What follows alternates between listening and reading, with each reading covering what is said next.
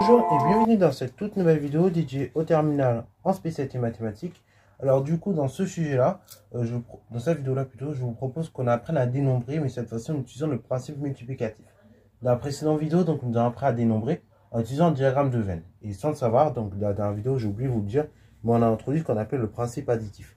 Là maintenant, et du coup on va apprendre à dénombrer tout simplement en utilisant le principe multiplicatif. Alors, on va prendre un contexte un peu spécial. D'ailleurs, ça peut faire un très bon sujet de grand oral, bien évidemment à adapter, parce que là, bon, globalement, vous allez voir que l'explication peut se tenir en 2 minutes. Enfin, après, tout dépend comment vous faites, mais il faudra un peu complexifier quand même la chose, parce que si vous devez expliquer comment fonctionnent les codes de carte bleue, bon, je pense qu'en 5 minutes, c'est difficile à tenir. Mais si vous complexifiez un petit peu la chose, donc vous complexifiez un peu mon exercice, normalement, vous arrivez à quelque chose. Vous avez un bon sujet de grand oral, ok? Personnellement, je connais un pote. Lui, c'était pas forcément sur un code de carte bleue qu'il avait fait, mais c'était sur un mot de passe. Et donc là, pareil, pour détraquer un mot de passe, il faut faire pareil des calculs de combinaison, des choses comme ça. Bon, je vais pas trop en dire ici. Donc le but, je vais se mettre la vidéo en pause afin de réaliser cet exercice. Et ensuite, on va tout simplement corriger. Surtout donc, correction. Donc du coup, ici, on vous dit qu'on a un code de carte bleue. Et donc un code de carte bleue est composé de 4 chiffres qui peuvent être identiques ou non, ok? C'est-à-dire, par exemple, quand vous faites un code de carte bleue, on peut très bien vous dire 99,9, ok? 999, 1, 10, 10, 10, ou 15, 0, 1, ou bien, voilà, on peut mettre n'importe quelle succession de chiffres. Donc, en fait, clair, vous pouvez avoir des chiffres identiques ou des chiffres complètement distincts. Il n'y a pas de condition sur les chiffres dans les codes de carte. Donc, ça vous donne d'un point de vue théorique, on peut s'imaginer, enfin d'un point de vue plutôt intuitif, on peut s'imaginer comme ça qu'il y a un très grand nombre de codes de carte bleue.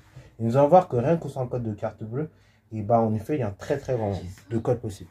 Alors du coup, pour remettre un peu dans le contexte de l'exercice, on a un pirate qui souhaite pirater le compte, enfin une carte bleue.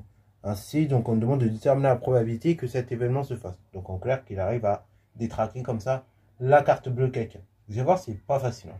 Alors bon, là je le fais sur une carte bleue, mais comme je vous l'ai dit, après ça peut faire un excellent sujet grand oral si vous le faites sur du mot passe, ok? Parce que le mot passe c'est encore plus compliqué. Enfin, maintenant sur les sites internet, sur un site où vous allez, mais en fait, les mots passe peuvent être de plus en plus complexes, ok?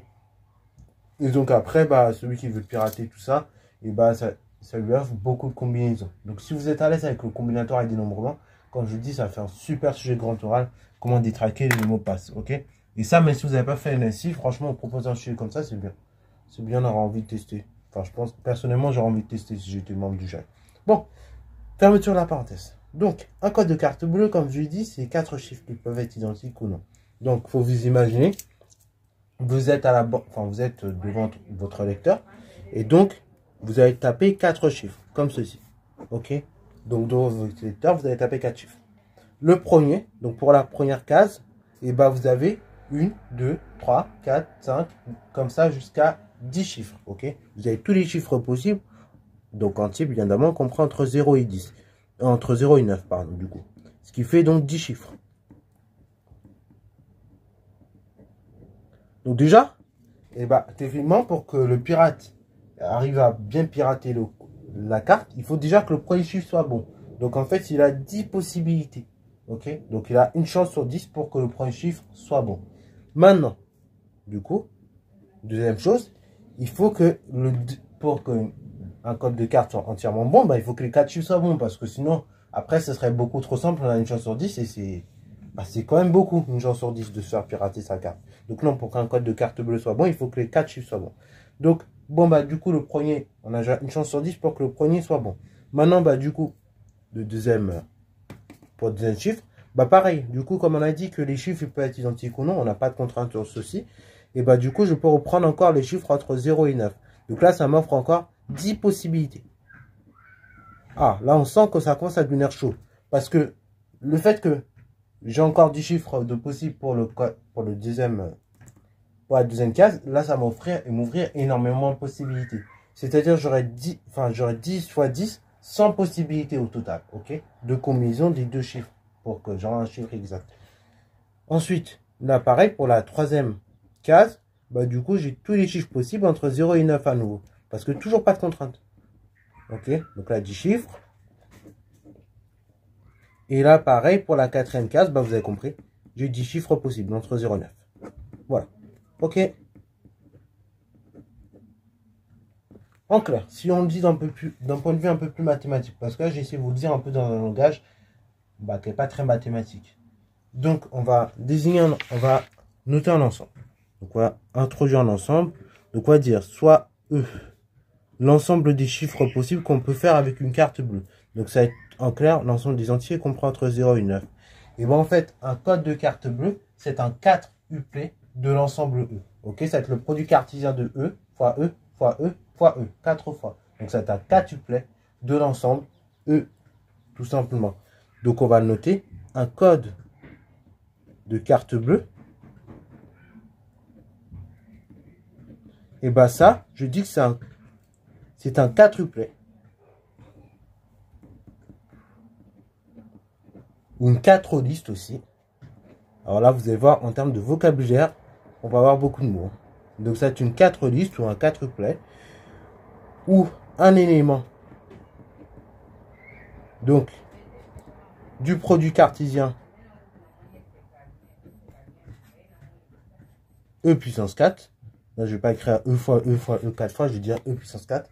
Donc, soit c'est un 4-uplet, soit une 4 liste de l'ensemble E, ou soit je dis que c'est un élément du produit cartésien E puissance 4.